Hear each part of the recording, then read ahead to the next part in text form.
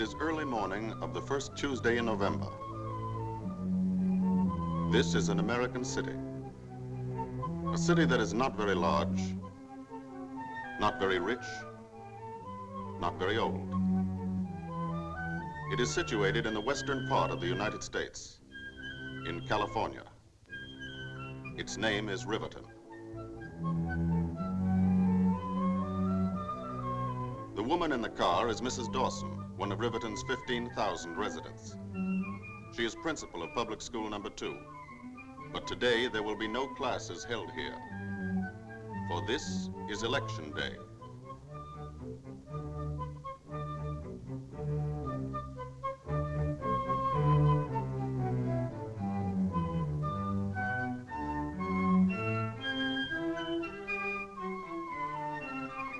This classroom is one of the 130,000 places the country over in which American citizens are going to cast their votes today. This is the table where the voters' names will be checked. The locked ballot box and the polling booth. Here it is, in the privacy of this curtained space, that the American voters every 4 years, on the first Tuesday after the first Monday in November, choose their national government. Here come Mrs. Dawson's colleagues on the election board of Riverton's 7th Precinct, each representing one of the major political parties. Mr. Schwartz is a Republican who works for the streetcar company. Mrs. Abernathy is a housewife and a Democrat. Mrs. Dawson is chairman. They've all known one another for years. First, they remove the last traces of their campaign activities, their party buttons. Then they take the oath.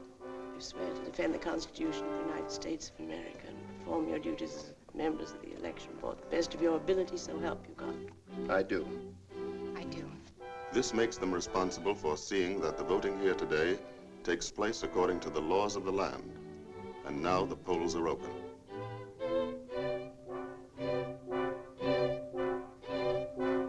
Here comes the first voter.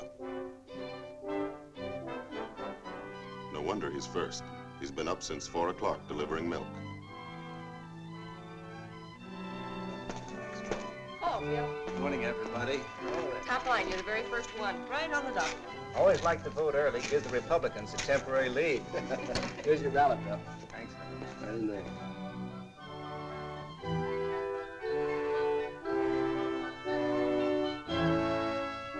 That's as far as we can go. Remember, this is a secret vote. No one ever sees another person mark his ballot. However, if we did have miraculous powers, and if we were able just this once to follow Bill Johnson, this is what we'd see. He votes first for the chief executives, the President and Vice President of the United States. Next, he votes for a senator from his state, then a representative from his district. This man is casting his vote for a government of his own choosing under the Constitution of the United States.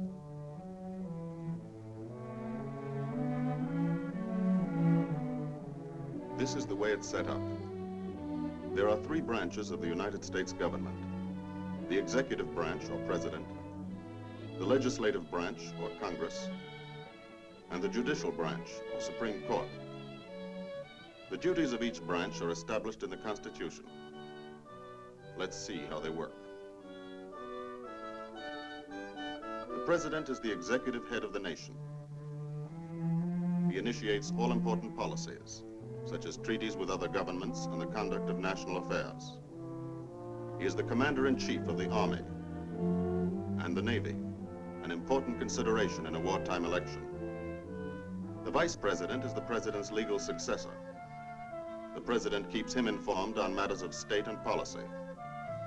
The vice president, by custom, sits as a member of the president's cabinet. The cabinet members are the heads of the executive departments of the government, such as the State Department, War Department, Treasury Department, Department of the Interior, of Labor, Commerce, and so on. The cabinet advises the president on matters of policy. The powers of the president and his helpers are limited, for this is a government not of men, but of laws, based upon the Constitution. Congress makes the laws. It is a parliament which, unlike many democratic parliaments, has no direct connection with the executive branch. This branch of the government is made up of two houses, the Senate and the House of Representatives. A law may originate in either house, but must be approved by both of them. When a bill is passed by both houses, it is sent to the president. If the president also approves the bill, he signs it. It then becomes law. The president may veto a bill passed by the Congress. But Congress may still, by a 2/3 majority, make the bill law. Although the chief responsibility of Congress is that of making laws, certain other responsibilities are delegated to the two houses. In the Senate, or upper house as it is called, each of the 48 states in the nation is represented by 2 elected members, making a total membership of 96. Small states and large have equal representation in the Senate.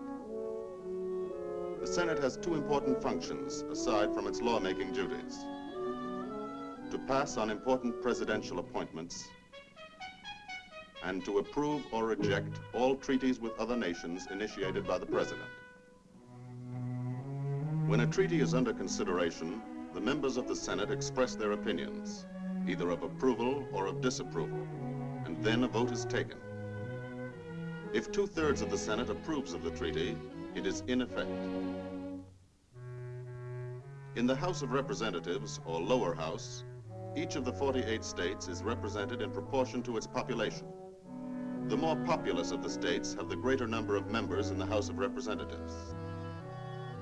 All measures dealing with the appropriation of money for the nation's use originate and are controlled in the lower house. The money appropriated is turned over to the president for expenditure. And the president, with the aid of the cabinet, spends the money in the manner decided upon by the Congress, whether it be for purposes of peace or of war. Although the Congress of the United States makes the laws of the land, its powers are also limited by the Constitution. As a check on both executive and legislative branches of the government, there is a third branch, the judicial. The Supreme Court, whose members are appointed for life by the president. The Supreme Court protects the Constitution from violation by congressional laws or executive orders. The 3 branches, executive, legislative, and judicial, each with some power, none with all the power, check and balance each other in the manner intended by the framers of the Constitution, so that the ultimate power rests always in the hands of the voter, Bill Johnson. Having voted for a federal government, he must also choose a governor for his state, members of the state assembly, county judges, all the minor offices, and various legislative amendments. When Bill Johnson is finished, he has elected an entire government from top to bottom. That is, if a majority of the voters think the way he does about it.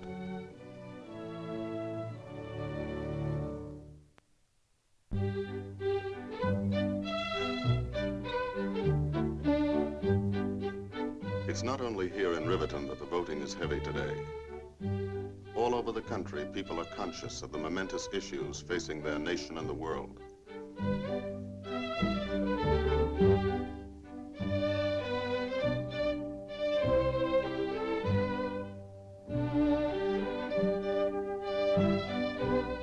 This is their way of expressing their conviction of how and by whom these issues should be met.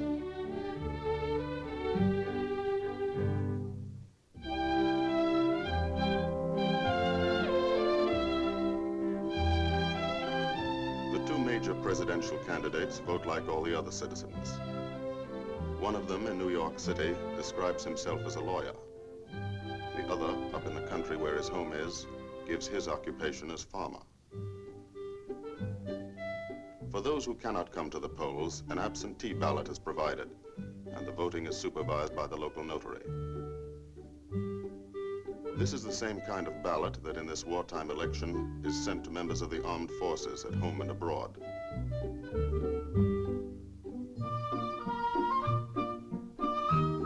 These ballots are returned to be counted in their respective states. Here in Riverton, the line grows longer. The citizens are following the constitutional provision that elections are held on schedule, rain or shine, panic or prosperity, peace or war. That chalk on his sleeve is part of yesterday's history lesson, when Mrs. Dawson reminded her pupils of two other memorable elections. In 1864, with the nation in the throes of a civil war, Abraham Lincoln, one of America's greatest presidents, was opposed in a bitter campaign by one of his own generals. The people chose to re-elect Mr. Lincoln. In 1916, during the First World War, an election was held. And now again in 1944. Early in the summer, nominating conventions are held.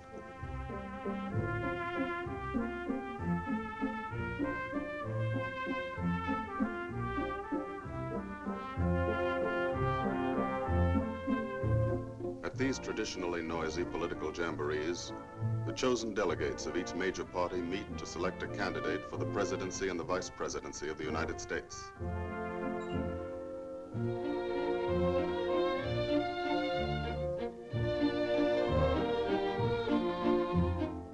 Now the candidates have been chosen.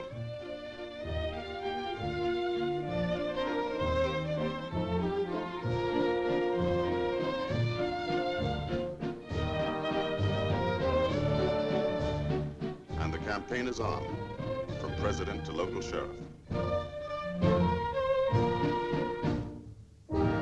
For 3 months, all through the late summer and fall, wherever people come together, issues and men are discussed and argued about. Some feel that this isn't altogether a good thing, that a lot of time and energy are wasted this way. It may be, but that's the way Americans like to do it. They like to feel everybody has a right to speak and is interested enough to do it. Even the small fry. Every attempt is made by all parties to influence the people's thinking.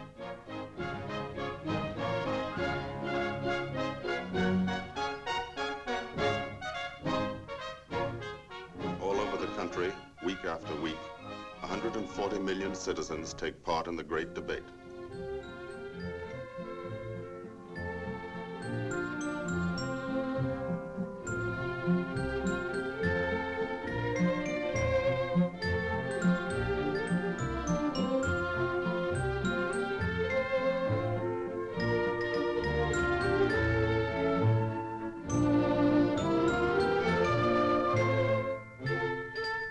Business, professional, and civic groups endorse one candidate or the other.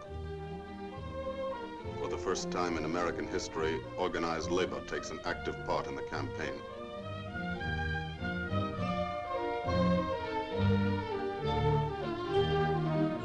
Radio plays a greater role than ever. Time on the air is paid for by all parties and distributed evenly among them, giving the party in office no advantage over its opponents.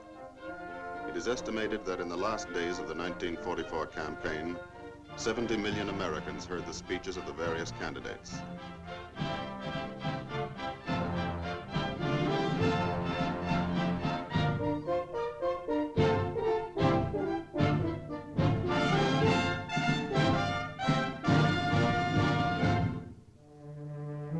Now all that is over, the heat and excitement.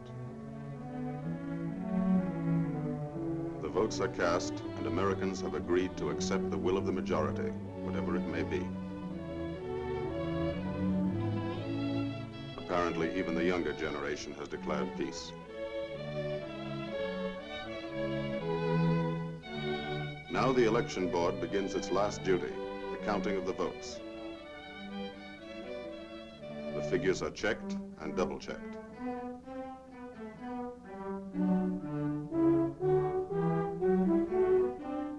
Then they are telephoned to headquarters.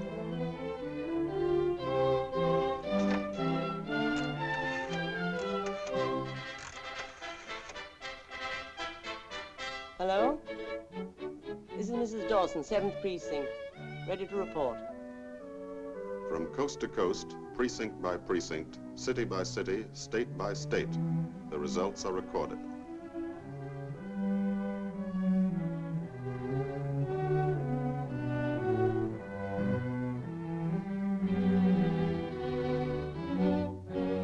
All over America tonight, the people are waiting to learn whom they have chosen to govern them for the next 4 years.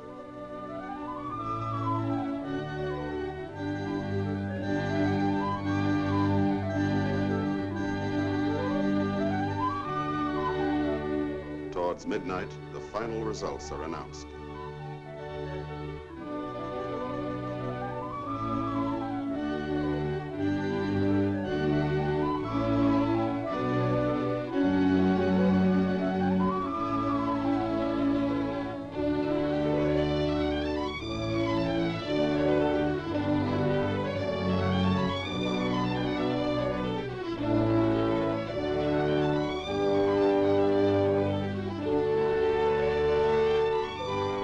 A nation of 140 million has elected a government.